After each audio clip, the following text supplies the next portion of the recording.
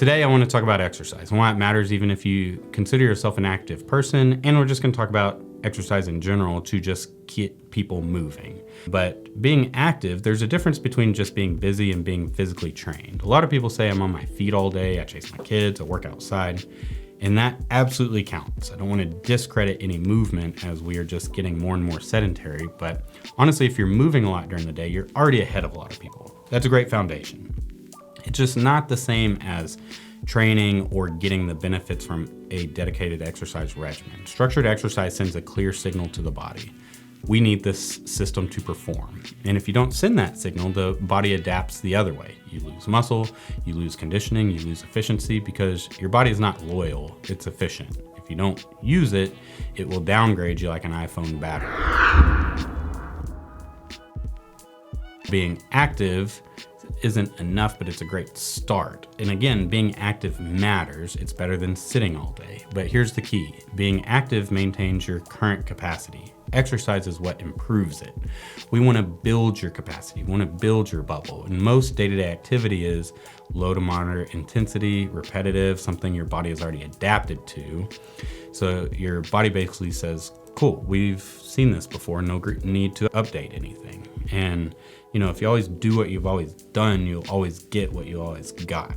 And that's why people feel stuck. They're doing a lot, but they're not seeing improvement.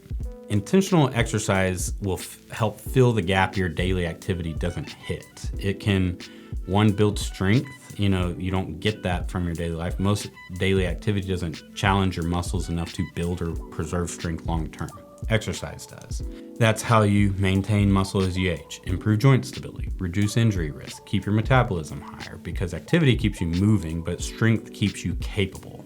It improves your cardiovascular ceiling. If you can be on your feet all day and still not meaningful challenge your heart. However, adding some dedicated cardio or interval training can improve heart function, improve your VO2 max, improve your endurance, help you recover faster. This is kind of the difference between I can get through the day and I actually have energy left at the end of the day. Exercise is going to make your body more efficient. It's going to improve insulin sensitivity, mitochondrial function, energy production. So even if you're active, exercise helps your body do a lot more with less effort. Exercise gives your body a different type of stress. The good kind. Daily life stress is reactive, work, kids, responsibilities. Exercise is an intentional stress. You choose it, you control it, you complete it, and that has a different effect both physically and mentally. There's strong evidence showing exercise improves depression and anxiety, and not just a little bit, but meaningfully. And so I do think part of the problem is today that we've just engineered movement and dedicated exercise out of our lives. We sit to work, we sit to drive, we sit to unwind.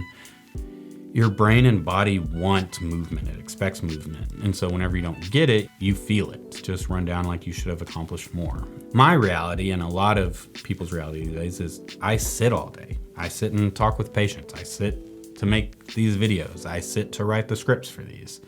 And if I don't intentionally exercise, I may get 2,000 steps a day. And that's like one motivated target trip. So I don't get to rely on being active. I have to train on purpose. And whenever I don't, I feel worse, lower energy, more stress, more irritable, less stress resilient. So then you ever feel off and you really can't explain why. And then you look back and you're like, oh, I really haven't moved in 2 days. So yeah, that's where exercise can kind of help that and keep you going. But let's talk about what is the minimum effective dose? That's something we talk about in medicine at times is hey, if we're prescribing a med, we want to prescribe the minimum amount to get an effect out. And so let's talk about exercise. You don't have to just be perfect right out the gate. And so people think if I can't do it perfectly, then I won't do it at all. You don't need to be perfect. You just need consistency and good enough, because even small amounts of exercise improve cardiovascular health, improve insulin sensitivity, preserve muscle, improve mood. So instead of asking what's optimal, ask what will I actually do on a busy Tuesday. And so what are the 3 buckets that you actually need? You don't really need a complicated plan, but if you're gonna try and hit all of them, you can try and hit 3 different things. One is resistance training. This is the don't get weak bucket.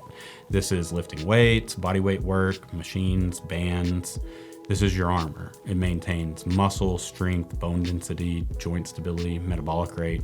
This is what keeps you from getting hurt doing normal things, from becoming frail, from losing independence. Because when weakness sneaks up, it's not dramatic. It's tweaking your back while you're picking up laundry. It's avoiding stairs.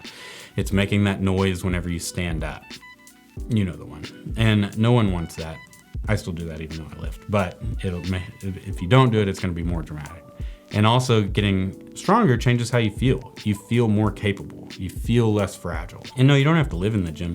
2 to 3 sessions a week is all you need, and really just hit something where you squat, you hinge, you push, you pull. Done. You don't need 17 cable exercises and a pre-workout that makes your face itch. Just get in there and put some stress on your muscles, your bones, and do movements that you enjoy. If it hurts, don't do that one. Sometimes it's worth getting a trainer for a little bit so they can watch you and teach you how to do things. And so we have tons of good local options. There's TFGU even in the same building as Live Oak, and there's tons of other options in towns. If you just have questions, reach out. We'll give you a handful of options to choose from. The next kind of bucket is cardiovascular training. This is kind of help build your engine. So walking, jogging, biking, hiking, rucking. This is your engine. It improves heart health, blood pressure, endurance, recovery, energy production. And this is where most people should start. Walking is massively underrated. Just start walking. It improves metabolic health. It helps with weight control, improves mood, helps with sleep, helps with digestion. And it's the only form of exercise where you can talk on the phone, walk with your family, take your dog, solve half of your life problems. And, try doing that whenever you're doing heavy squats. So walking is just a good low barrier to entry to start. And, if you're winded walking up just a couple stairs, then that's your sign. Let's work on building the engine.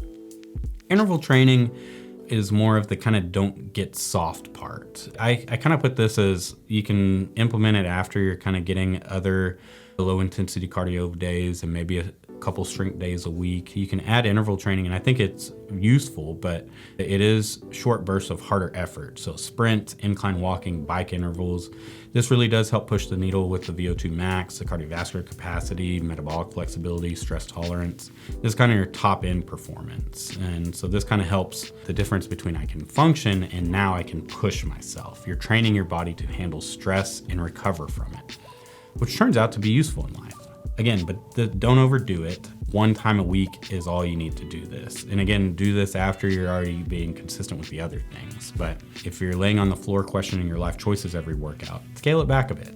And again, outside of workout, steps matter. Higher step counts are associated with better metabolic health, better cardiovascular health, better mood, lower risk of depression. And this can be scaled just gradually. If you're at 2,000 because you're desk bound most of the day, don't jump to 10,000 overnight, because that's how you're gonna quit in 4 days. Go to 4,000 a couple days and then try to get to 6. You can build momentum. Exercise snacking is a term that I've heard, and it has great use in, this is just kind of little things to where if you can't get a full workout in a day, do something. Do 10 air squats every hour. Do push-ups in between your tasks throughout the day. Walk around the building. There's tons of research showing that short bouts of movement throughout the day improve blood sugar, metabolic health, even if the rest of the day you're sitting. So it's not pointless, and it's actually smart, and you'll feel better. Going and walking outside in the sun's gonna help get your energy up probably just as much as adding 100 milligrams of caffeine. I don't have a specific study or data to show that that's equivalent, but it's gonna help wake you up and you're gonna get some other benefits out of it. So if your coworkers stare at you, that's fine. They're still sitting. And so I think one of the easiest lower barrier to entries is just walk 10 minutes after each meal. That's gonna help with your digestion, blood sugar, insulin sensitivity, energy. And it, again, is pretty low barrier to entry. There is a study that shows that this is close to initiating metformin, which is a prescription medication to help with diabetes. And so just kind of saying that it has powerful insulin sensitivity improvements just by walking 10 minutes. If you eat 3 times a day, that's 30 minutes of walking that you weren't doing previously. And this requires no equipment, no planning. You can just walk. The other thing that I try and get people as we're trying to get them moving is to not rely so much on motivation. Motivation is unreliable. Motivation is like that friend who says they're coming and then ghosts you. You need structure. Schedule it. Make it automatic. because when it's just what you do, you stop negotiating. So the next deal would be remove barriers, make it easy. Anytime you can make it easier, you're gonna likely adhere to it better. So lay your clothes out the night before if you're gonna do it in the morning. Choose convenience over perfection.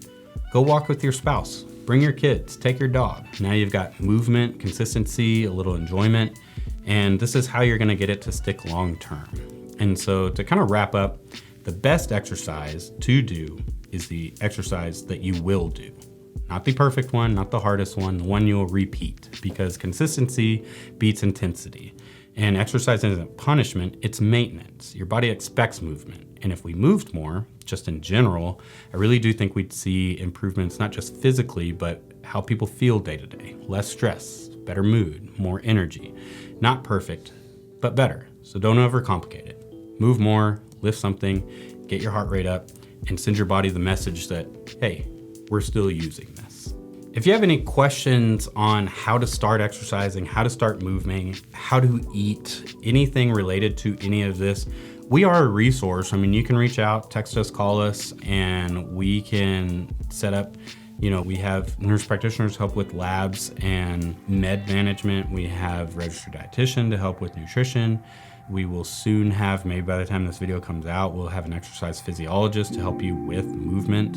And so we have plenty of resources to work with you, and don't hesitate to reach out and we can help be that resource for you to get going.